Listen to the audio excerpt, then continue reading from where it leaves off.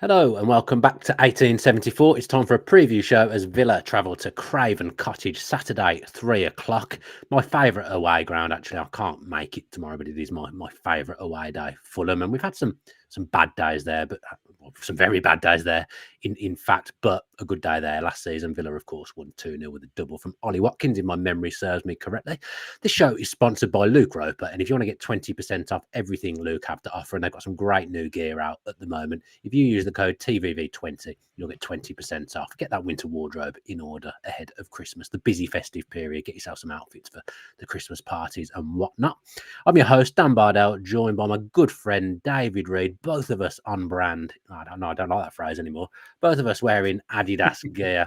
Dave with his new top for you, Dave. I always wear this, to be fair, on a Friday for the gym in the preview, but that's new gear for you. No, just in. Yeah, just in. Happy with it? Very happy, yeah. Very Sure. happy. I think I've got the sizing spot on. What are you gone with? Medium. I'm medium as well. Yeah, but a large in the shirt, but a medium in the kind of training gear. So far, everything I've bought, shirts, everything's medium. I've gone with this year. Gym regime, reaping the rewards of the. Is that a dig at me? Get yourself No, not at all. We're the same size at the end of the day, Dave. Although I am considerably taller than you, I would say. How is young Tedder? Oh yeah, he's doing fine. I mean, we're on yet another version of milk for him. So this kid's gone through some different milk variants. There's more milk in our flat than there is beer.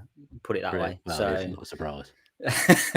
So yeah, but he's finding himself. Took him to a little pumpkin farm yesterday, which was outstanding.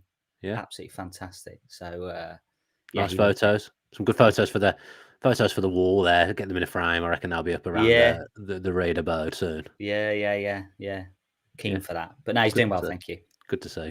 And he's obviously ingesting a lot of milk. Has he managed to ingest a Villa game yet? Maybe just sit on your knee, maybe, or sit on you and watch a Villa game at any point. Has he taken his first Villa game?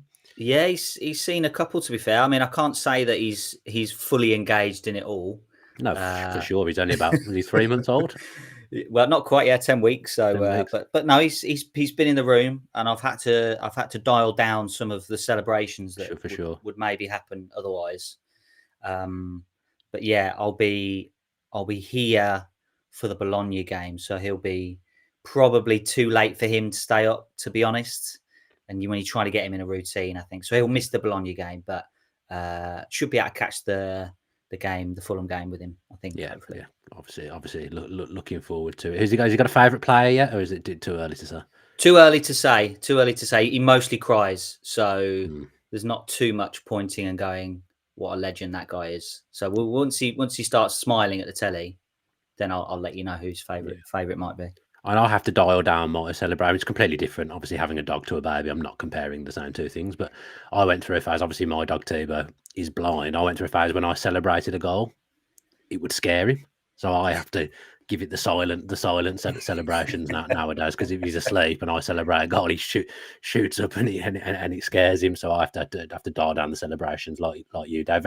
Very respectful, like I've scored against my old team when a Villa goal goes in my house. Like the Hasenhüttl gif where you start celebrating and then turn around again. That when Villa score a goal when I'm watching it at home and I'm not at the game.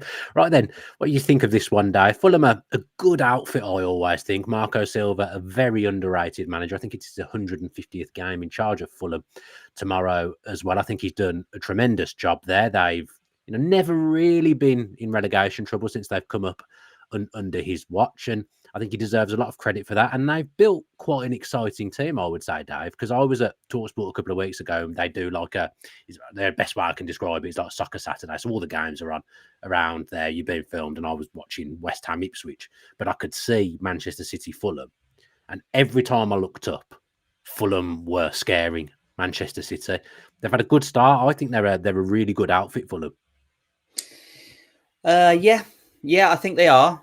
Just to go back to what you were talking about at the top of the show, really, I think it's almost 2 years to the day this weekend since the horror show at Craven Cottage under Steven Gerrard, which spelled the end of his time in charge, and what a journey the club has been on since then. So, you know, feels quite poignant that ahead of another Champions League game in midweek, we're going to Craven Cottage in a much better position and a much better place than the club was and the team was just a couple of years ago. But as you said as well, it's one of the great away days, Craven Cottage. It really is fantastic part of London. If you've not been, I would urge you to get down to a Fulham away game and take it in. So yeah, it's really nice. It is really nice. So one of the great away days. So hopefully the fans enjoy the game. And Fulham, you know, they have made a good start. They've made a fantastic start, in fact, to be fair, to the Premier League season.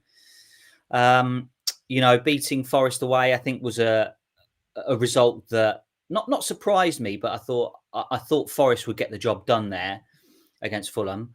But beating Forest away, beating Newcastle at home. Now, the first half, Fulham absolutely ran riot against really Newcastle at home.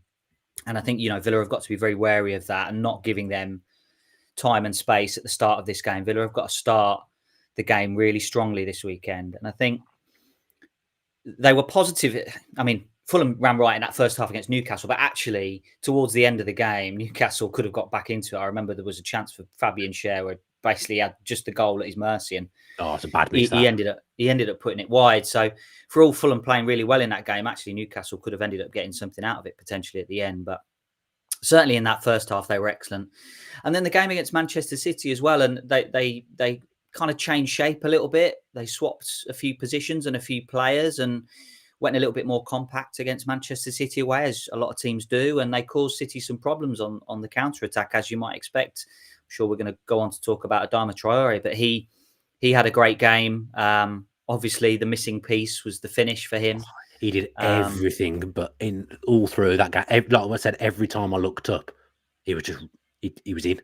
Yeah, he's making something happen. He's got no end product. I shouldn't say that before we're about to play them, but his end product is sometimes lacking. But the rest is definitely there. Yeah, he does seem to have come back a much improved player this year. You know, towards he seems to go in waves, Adama Traore, where, you know, he'll have a season where he makes an impact, and for him, I guess it is quite easy for him to make an impact in games and catch people's eyes, because the highlights reel is basically him running through people and running past people. So maybe I'm kind of getting a little bit caught up in that, and his all-round game hasn't been quite there. But certainly not particularly last season, but I think the season before, it felt like he was starting to make a real impact. And then I think that the start of this season, again, he's found himself in the starting 11 from the start of games. And often, you know, he's been used as a kind of impact sub because he is able to take on tired legs and run riot potentially against teams that are struggling in the second halves of games. But Marco Silva has placed a lot of trust in him at the start of this season, starting him in games at home, starting him in games away. He's played on the right, he's played on the left. He showed that potentially his final product is starting to become a little better, although he didn't probably show it against Manchester City. But he's obviously a real threat, and he's easy to catch the eye on the YouTube highlights reels, because the stuff that he does really well, he does very well. Yeah, I think I look at Silva as being a bit of an Emery light, because I think players do improve under his watch, and definitely a lot of Fulham players have improved under his watch. You look at the left back, for example, Anthony Robinson. That he's been brilliant for them, and he's improved every year, and he's improved since Silva came in. I think one of the big differences with Traore, from what I've seen of Fulham, is they've got a better distributor at centre back now in Joachim Andersen. That's an incredible pickup, a brilliant signing to get him back at the club. He was on loan for a bit there, wasn't he, for a season? I think he was captain as well. That's a great pickup. His distribution's really good. And because they've lost João Paulinho, who we've spoken about many times, both of us rate him highly. We've spoke about him in person or on TV. Like we both love João Paulinho. They haven't like for like replaced him really, but what they've done is they've moved Pereira back, who again is very good in tight space. He's very good at manipulating the ball, gets the ball forward quickly and accurately. So I think by having them two, I think I'm right in saying Joachim Andersen's been playing right centre back. Traore's game is simplified when he plays on the right, because you're basically just asking him to run in a straight line, aren't you?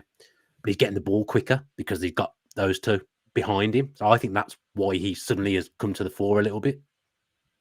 Yeah, I think you're probably right. And actually, he's a bit of a target in the air for them as well from goal kicks. He's a bit of an alternative to whether it's Jimenez or Muniz up front, if they need to get the ball forward quickly, he can attack the ball in the air. So he's an outlet from goal kicks in that way too. And you talk about Pereira. I think he's one that's almost gone under the radar a little bit, Brilliant simply player. because of the players that Fulham have signed have been obviously very talented. Emil Smith-Rowe's made a real impact. Reece Nelson is yet to kind of force his way in, but I think he's another talented player that Fulham have signed. But Pereira, I think he's had the most crosses in the Premier League so far this season, second most chances created. And, he's a player that can play in a deeper position, but also a more advanced position. And I think he just goes under the radar. He takes all their set pieces, got an excellent delivery from the dead ball. And I think he's one to watch for Villa this weekend because he can hurt teams. Yeah, I think he was a great pickup from Manchester United. Again, it just shows Pereira lost at Manchester United, not improving. Career, you could probably say, was on a bit of a downward trajectory. Fulham pick him up, and there was probably a few raised eyebrows. I can't remember what the fee was at the time, but he's gone there and he's been brilliant from day one, really. I remember watching his first game for Fulham against Liverpool. I think they drew 2-2 on the first day of the season a few years ago. Pereira was brilliant. Palhinha was brilliant. I think Mitrovic must have been up front still at the time, causing problems as well. I remember thinking Fulham look a good outfit, and they've taken that on, and they've improved really. Is there anyone else for Fulham who, Jimenez, they have this knack, don't they, Fulham? They've got a few different strikers, and they seem to be able to bring them in for 5 or 6 games and they score a few goals, and then they swap them around, like Muniz and Jimenez. It feels like Muniz is very much capable of going on a run of scoring for 4 or 5 consecutive games. And Jimenez is in the midst of that, and I think he scored for a couple of games in the row. So it feels like they've kind of got that variety that they'll play one for a bit and then they'll move the other one in. And Mitrovic was excellent for Fulham, and he gave them a real focal point in attack. And then when they lost him, I think they were almost trying to find a new way to create chances, new way of getting the ball into the box and making it stick. And I think towards the end of last season, they found Muniz, who started in an unbelievable fashion when he got into the team, was scoring every week. And, he's a real significant presence up front. And he started the season as the starting striker for Fulham. Got the number 9 shirt. Yeah, and then for the last few weeks, it's ended up swapping around, and Jimenez has started over him, and Jimenez has been finding the net consistently as well. And I think they've almost got over that hurdle of losing Mitrovic by getting a Mitrovic type player into form in Muniz and Jimenez, and they put a lot of crosses into the box. They're still really high in terms of Premier League rankings in terms of crosses and successful crosses into the box. So they like to get the ball in to the focal point, and they can either get headers on target at the back post or get knockdowns for their very talented midfielders. And they've got a lot of players who can get into the box from midfield, like Smith-Rowe, like Iwobi, like Pereira that we've talked about. And I think the only other player that you probably need to mention today is Sasa Lukic, because he isn't a like-for-like replacement for Palhinha, because it's so hard to replace him as a like for the weekend, Dave. Exactly. Yeah, exactly. So, Palhinha was almost 2 players in one. He was an absolute wrecking ball in midfield. And Lukic isn't quite at that level. Maybe he's got a better range of passing than Palhinha, but he started the season really well. But now he's going to be out for this game this weekend. And I think the way they shaped up against Manchester City, Sander Berge came in and played midfield. So you would expect him having minutes against Manchester City has actually helped them in that respect, because you would expect that Lukic would drop out and Sander Berge would come in. But from Fulham's perspective, they have great attacking talent, and they'll be trying to take the game to Villa this weekend. Yeah. But I think there are ways to get at them. They do leave themselves slightly open at the back. They commit players forward. The 2 fullbacks push high. Pereira pushes high, although Pereira starts next to Lukic or Berge, but then when Fulham have got the ball, he pushes really high. Smith-Rowe obviously pushes high. Iwobi, if he starts on the left, is an attacking player. So if Villa are able to counter-attack, I think there will be space for Villa's players to run into. But I think it's really important to start the game well against Fulham, really important, because, I think they've shown this season that if they start games well, they're very hard to catch.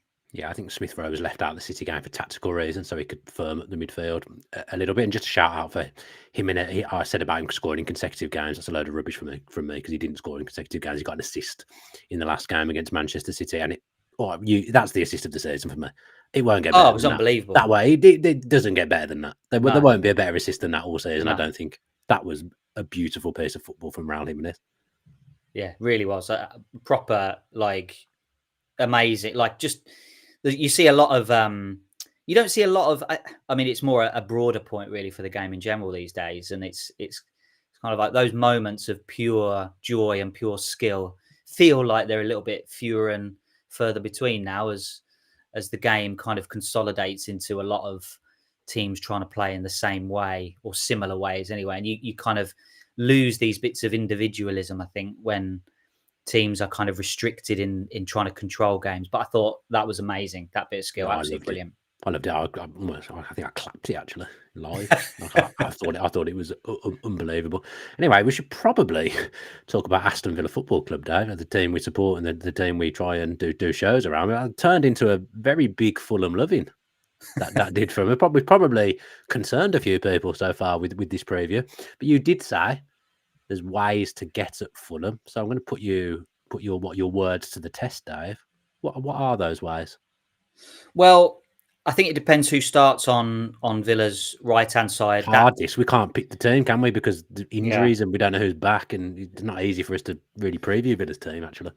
Yeah, and I mean, Anthony Robinson, you mentioned him kind of earlier on. He's absolutely fantastic. One of the top left backs in the league, I would say.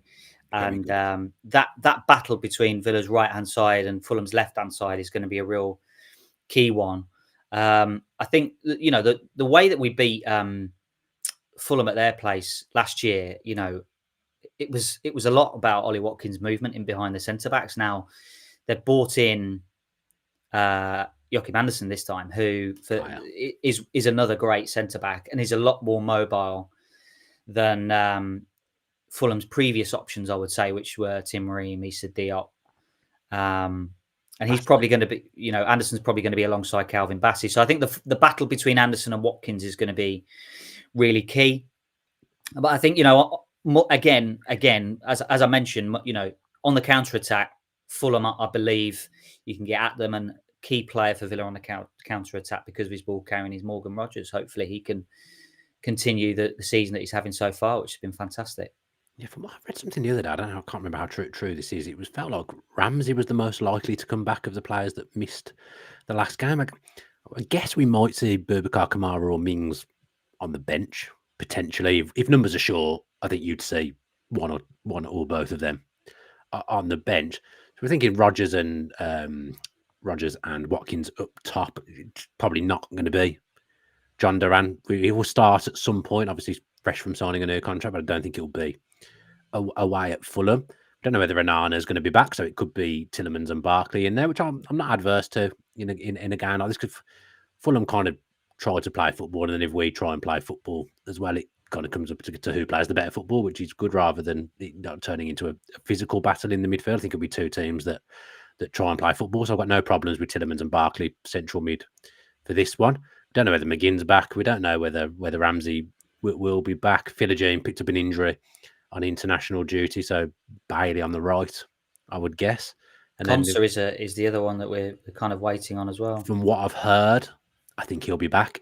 He's the only one I've heard, not concrete, but it came from a decent place, that I think Konsa will be okay for the weekend, and it was a bit more precautionary that he didn't go away with England, obviously after getting injured against Manchester United. I mean, Cash could play right back, I guess, anyway, if he doesn't, and Carlos and Torres line up, and then it's a toss-up between Luka Dean and Maatsen. But the injuries are starting to pile up and be a little bit disruptive again, Dave. Yeah, it is frustrating. I guess the one, not positive, because there's no real positives when you got injuries, but the positives are they're not all long-term injuries. No. They're all kind of 2-3 weeks. And you'd like to think that it wouldn't take that long for the players when they are back and fully fit to get up to match speed. So I guess that's the one positive. But you're right. And it just shows the good work that Villa did in the summer in terms of strengthening the depth of the squad, the fact that we're able to rely on players and a squad depth that just wasn't there last season. I think if we'd have had this kind of level of injuries again with the same squad as last year, I don't think we would be coping right now. So I think it's just testament to the good work that the club did in the summer to really strengthen the depth of the squad, because injuries are going to come. There's no doubt. And I think hopefully there's no long-term ones, and we can get Kamara and Mings some minutes at some point in the first team, and that will think the Palace game for that, wouldn't you? You would think. Yeah. But I think you'll see them on the bench before then anyway. Yeah, I suspect so. And I think, again, another player who, we've been talking about, Leon Bailey, recently, because he's been playing through pain yet again this season, as he did at the back end of last season.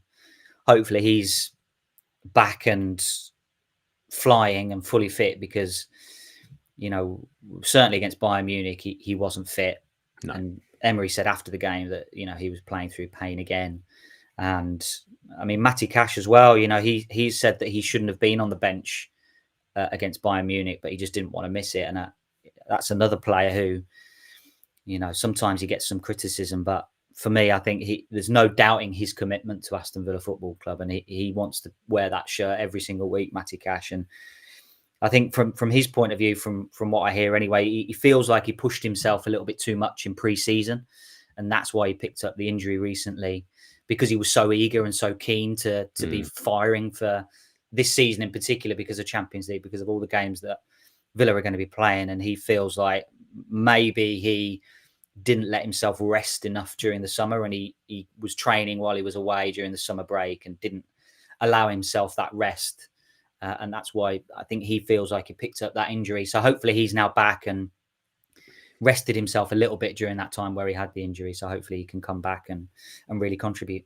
Yeah, the 2-week break might have done us a little bit of good for those not going off to internationals as well. But Matty Cash is a really good guy, really cares about the football club. And look, players are going to have bad games and they're going to get criticism, and Matty Cash is no different in that he will have had bad games over the last year for sure. But I always think back to some of the rubbish teams we've had where we're not very good and the players aren't particularly committed. Like, I always find it weird when anyone gets stick in this squad, because they're all really good footballers and they all really care and work hard and play their hearts out for the club. So if someone has a bad game, you just accept that people are going to have bad games every now and again. But I thought Cash grew into the game at Manchester United and did well. I'd expect him to start regardless at the weekend against Fulham. And I think, being the only natural senior right back, he's an important member of that squad, and he's a really, really important player for Villa. And I think, to me, they're a better team when Matty Cash is in it, and I'd expect him to start again tomorrow.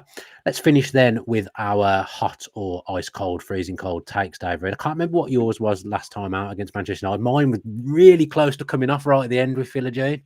That block from Dalot. Yes, it was so close. I've come close a few times with my hot takes, but unfortunately they turned out to be cold. You've had a few ice cold, freezing takes yourself, Dave. What are you? Yeah. What was it last time for you, Manchester United? It was something along the lines of, we should probably write these down. Yeah, I know. I feel like I backed Barkley to score most weeks off the bench. Yeah, I think you did back him to score a screamer, didn't you? I think that was what you did. Yeah. Didn't come close. But I feel like this week, because of the real frustration from Luca Digne around free kicks, I feel like he's going to score a free kick. Oh, God, Dave, you always go so big. What's wrong with you? Sometimes I think you're going to come on here and go, maybe Martinez is going to score from a goal kick. Maybe I'll backtrack. Just Luca Digne to score. How about that? I mean, will he play? Well, I'll have to start rotating at some point. Matson is going to start a game at some point, whether it be Tuesday against Bologna or this weekend against Fulham. I think Matson will start one of those games. I think this is a really tough game. I might go for. I think this is going to be a draw. I don't like to not predict Villa to win, but I think this will be a draw. At the way, I think Fulham are a really good team. That's my prediction. My thought is that Villa will get the job done this weekend.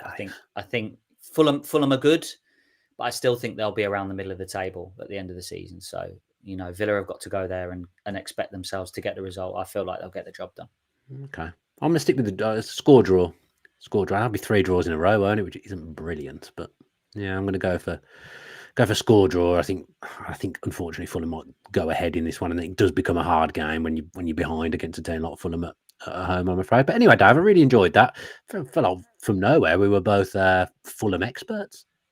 Yeah, a little bit. I didn't realise how much I knew about Fulham until we started the show. I don't think I've really even watched 90 minutes of them this season that I recall. Anyway, so yeah, a bit of Fulham expertory. Is that a word? Expertory? I don't think it is. It is now. It is now expertory. A bit of expertory from us there, Dave. So thank you to those that have joined us live in the chat. Wasn't many, obviously. It's a bit of a silly time for a preview this early in the morning, but you know, it's difficult because last season all our games are on a Sunday, so you could do it on a Friday and you could give it room to breathe. But you know, I don't really like doing a preview not on a Friday and then the game's on a Saturday, so the shelf life is quite short.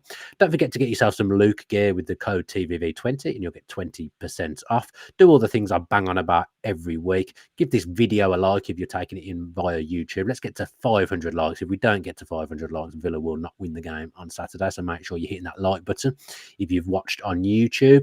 Reviews on Apple Podcasts are much appreciated. There's been a few gone in there. Really, really appreciate the kind words, and that just helps us pop up in places that we wouldn't normally pop up in. So yeah, if you could do that, that would be absolutely brilliant. Same on Spotify as well. Some nice reviews for us. Thanks to Lee for producing. Be back on Monday with a podcast with Greg. Have a great Friday and have a great weekend. And as always, up the Villa.